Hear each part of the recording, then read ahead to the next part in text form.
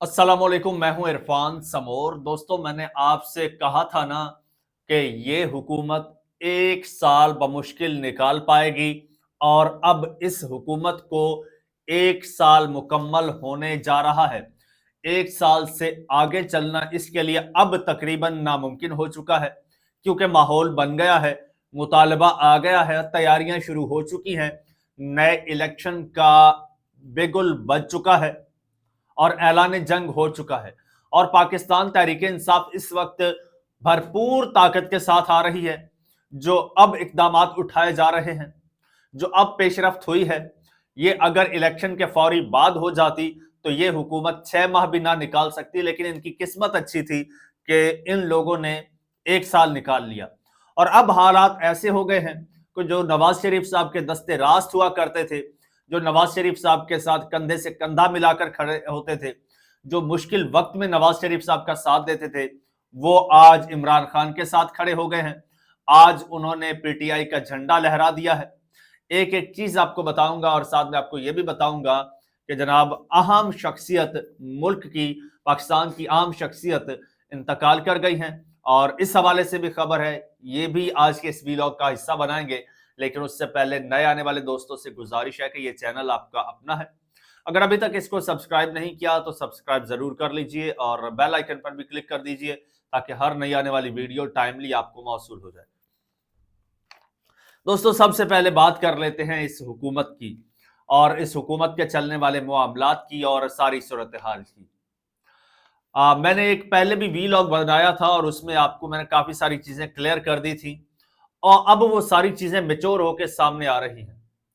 अब पाकिस्तान तहरीक इंसाफ काफी अरसे से कोशिशें कर रही थी कि कोई ग्रैंड अलायंस बनाया जाए। इस सिलसिले में एक बड़ी अहम राबता होता है। पीटीआई के तर्जुमान है केपी हुकूमत के बैरिस्टर सैफ, उनका पीर पागारा के साथ जो जीडीए के सरबराह है, अच्छा, उनको लूप में ले लिया गया, लाइन अप कर लिया गया। उनके साथ साथ अब एक बहुत बड़ी डेवलपमेंट हुई है और वो हुई है रात के अंधेरे में, रात की तारीकी में पीटीआई ने काम डाल दिया है जी। वो ये कि असद कैसर साहब हैं, साबिक स्पीकर हैं कौमी असम्बली, उनकी रहायश गाह पर ओपोजिशन का एक इकट्ठ हुआ है, जिसमें पीटीआई और इसके अलावा महमूद अचकजई साहब तो थे ही थे, ये तो इत्तेहादी हैं। अब इनके इत्तेहाद में अब मजीद बरकत आ गई है या फिर इजाफा हो गया है इस अलायंस में। अब मौलाना फजल रहमान साहब जो हैं, वो ना सिर्फ इस इत्तेहाद में शामिल हो चुके हैं, बल्कि शामिल होते ही उन्होंने ऐलान जंग कर दिया है।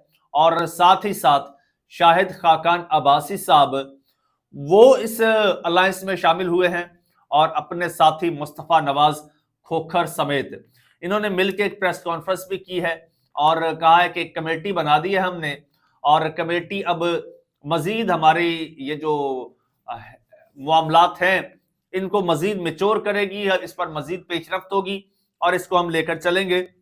अब मौलाना फजल रहमान साहब ने जो बात की, उन्होंने कहा कि जी तमाम पार्टीज ने इरादा किया है कि इलेक्शन जो 8 फरवरी 2024 को हुआ था वो धांधली ज्यादा था और ये जो हुकूमत बनी है ये मैंडेट अवाम का नहीं था, इनको हम पर मुसल्लत किया गया, इनको जबरदस्ती का मैंडेट दिया गया। अब मजीद इनका हम पर मुसल्लत रहने का कोई हक नहीं है, ये फौरी मुस्ताफी हों और दोबारा इलेक्शन कराएं। अब ये नए इलेक्शन का मुतालबा है दोस्तों, सुनते जाना।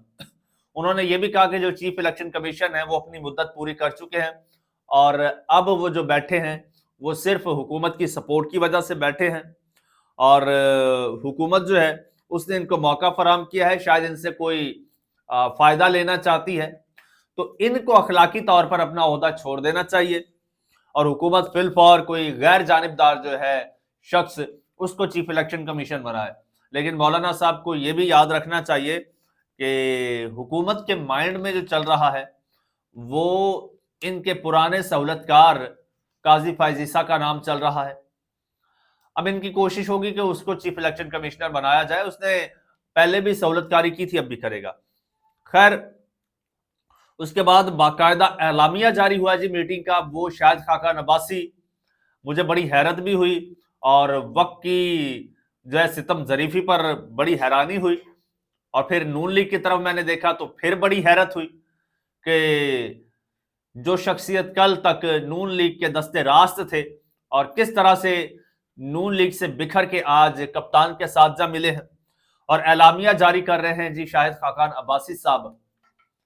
شاید ان کو اگر وہ اصولوں پر سمجھوتا کر لیتے تو شاید آج شہباز شریف صاحب کی جگہ پر، یہ ممکنات میں سے میں بات کر رہا ہوں، آج شاہد خاقان عباسی وزیر اعظم ہوتے، جس طرح سے نواز شریف صاحب پہلے جب نااہل ہوئے تھے تو عباسی صاحب وزیر اعظم بنے تھے، آج بھی بن سکتے تھے، لیکن وہ پارٹی میں جو معاملات بنے آپ سبھی جانتے ہیں، مریم نواز صاحبہ کی کو جس کا وہ مورد الزام بھی ٹھہرایا جاتا ہے کہ جی ان کی وجہ سے سینئرز پارٹی چھوڑ کے جا رہے ہیں کہ ان کو لیڈر نہیں مانتے۔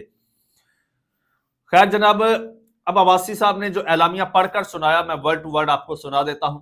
انہوں نے کہا کہ اپوزیشن جماعتوں کا اجلاس سابق اسپیکر قومی اسمبلی اسد کیسر صاحب کی رہائشگاہ پر ہوا، جس میں شرکاء نے ملک کی مجموعی صورتحال پر گفتگو کی ہے جی، اور انہوں نے کہا کہ جی یہ موجودہ حکومت غیر نمائندہ حکومت ہے اور یہ حکومت عوام پر مسلط کی گئی ہے، اور انہوں نے کہا کہ ملک میں اس وقت جو انسٹیبلٹی ہے، پولیٹیکل ہو، اکنامک ہو، امن و امان کی صورتحال ہو، اور انہوں نے کہا کہ نئے الیکشنز ہی ملک کو ان مسائل سے نکالنے کا واحد راستہ ہے، اور ڈیمانڈز میں انہوں نے رکھا کہ جی یہ فسطائیت جو ہے ایک اس ملک میں وہ ختم کی جائے، سیاسی قیدیوں کو رہا کیا جائے، پیکا جیسے کالے قانون کو بھی ختم کیا جائے، اور انہوں نے کہا کہ اس ملاقات کو مزید مؤثر بنانے کا جو ہے وہ سلسلہ جاری رہے گا، شاید کوئی کمیٹی بھی تشکیل دے دی گئی ہے۔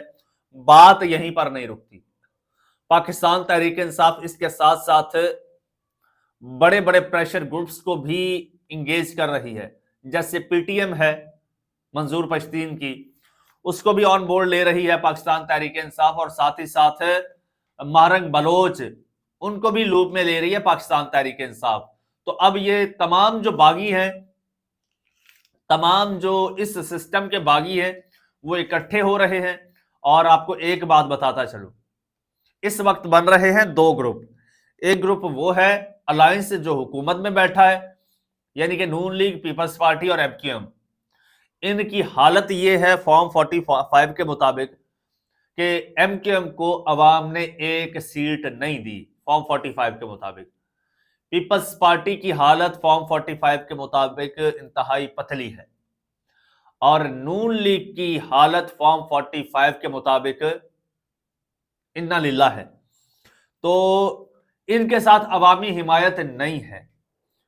دوسری جانب جو الائنس بن رہا ہے اس کو پبلک سپورٹ بہت زیادہ ہے۔ اب مولانا صاحب کو دیکھ لیجئے، مولانا صاحب اگر صرف اپنے مدرسوں کے بچے ہی نکال لیں تو وہ کسی بھی سیٹ اپ کو وقتہ ڈال دیتے ہیں۔ اسی طرح مہرنگ بلوچ کے یہ حال ہی میں ہونے والے اکٹھ آپ دیکھ چکے ہیں، منظور پشتین کو آپ دیکھ چکے ہیں، اس کے علاوہ پاکستان تحریک انصاف کا تو کوئی جوڑ ہی نہیں ہے۔ تو کس کس کو گولیاں ماریں گے، کس کس کا راستہ روکیں گے، اور کس کس کو مینج کریں گے؟ اب یہ شفٹ کیسے آیا ہے دوستو؟ اب یہ پہلے والی پی ٹی آئی نہیں رہی، یہ پی ٹی آئی بدل چکی ہے۔ پی ٹی آئی میں اب احتساب کا عمل شروع ہو چکا ہے، دہاڑیاں لگانے والوں کا اب جو ہے وہ محاسبہ کیا جا رہا ہے، تعاقب کیا جا رہا ہے۔ اب پی ٹی آئی ایک کہہ لیجئے کہ نیوٹرل یا پھر ایک پیور پی ٹی آئی کی کہہ لیجئے لیڈرشپ میں وہ بدل چکی ہے، یا بدل رہی ہے آہستہ آہستہ گریجولی، اور اب ساری کوششیں ہو رہی ہیں۔ بہرحال وہ کہتے ہیں دیر آئے درست آئے، پاکستان تحریک انصاف کو اب ہوش آیا ہے کہ چلو یہ ہم نے کرنا ہے، یہ طریقہ ہے، یہ بہت اچھا طریقہ ہے، بڑا مؤثر طریقہ ہے، اور پاکستان تحریک انصاف ہر جانب سے اس سسٹم کو گھیرے جا رہی ہے۔ اب تو اس نے بڑے بڑے پریشر گروپ جس طرح سے میں نے آپ کو بتایا ساتھ ملا دیے ہیں۔ اب یہ ایک دن کے لیے بھی اگر یہ ایکٹیو ہو جائیں نا، یہ سارے ایلیمنٹس ایک دن کے لیے، تو ایک سے دوسرا دن یہ حکومت نہیں چل سکتی، اتنا بڑا ان کا پریشر ہوگا، مفلوج کر کے رکھ دیں گے حکومت کو۔ اور مزے کی بات بتاؤں، اب हुकूमत के सर पर जो हाथ थे ना, असल जो बात है, वो हाथ भी उठना शुरू हो गए हैं, पीछे हटना शुरू हो गए हैं। तो अगर ये लोग बाहर निकलते हैं तो इनको रोकने वाला कोई नहीं होगा।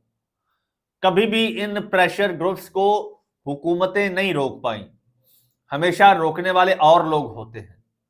आपको याद होगा जब जुल्फकार अली भुट्टो की हुकूमत थी, तो भुट्टो के खिलाफ भी जब इस तरह से पब्लिक निकली थी, तो जो रोकने वाले थे वो पीछे हट गए थे, तो भुट्टो साहब का तो तख्ता उलट गया था। आपको याद होगा, अगर नहीं पता तो हिस्ट्री पढ़ के देखिएगा कि भुट्टो का किस तरह से तख्ता उल्टा गया था और किस तरह मजबूर किया गया था इलेक्शन करवाने पर। अब वही सूरत हाल, एग्जैक्ट वही सिनेरियो बन रहा है। और अब देखिएगा, मैं ये दावे से कह रहा हूं कि ये हुकूमत ये साल नहीं निकाल पाएगी। अच्छा जी, अगली खबर ये है कि प्रिंस करीम आगा खान इंतकाल कर गए हैं। इस पर तमाम सियासी समाजी शख्सियात ने जो है वो इज़हार ताज़ियत किया है। शहबाज शरीफ साहब ने भी उनके इंतकाल पर इज़हार अफसोस किया है और कहा है कि प्रिंस करीम आगा खान की बसीरत और सखावत लाजवाल रहेगी। दोस्तों, कमेंट सेक्शन में अपनी कीमती राय का इज़हार कीजिएगा। चैनल आपका अपना है, अगर अभी तक इसको सब्सक्राइब नहीं किया तो सब्सक्राइब जरूर कर लीजिए और बेल आइकन पर क्लिक कर दीजिए ताकि हर नई आने वाली वीडियो टाइमली आपको मौसूल हो जाए। इजाजत दीजिए, अल्लाह हाफिज।